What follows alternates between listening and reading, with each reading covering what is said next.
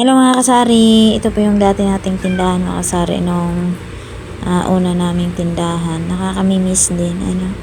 So ito po ay nag-video nito ay si Miss Ibon Bautista. So ayan, napaka ano lang, wala lang, namimiss lang. Ayan, kasi galing kami yan sa ayan si Jack. Shout out sa inyo Miss Ibon.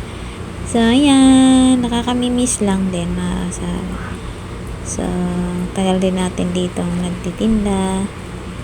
Maliit na malamig, benta, gora ng gora. Tapos, halos 24/7 ka talaga kasi hindi ganun ka ganda yung ating bintahan dito. Pero, salamat pa rin sa mga kapitbahay ko noon. Thank you sa inyong lahat. Nawa po ay okay kayo sa alright. Ayan mga kasari, yung dati naming tindahan.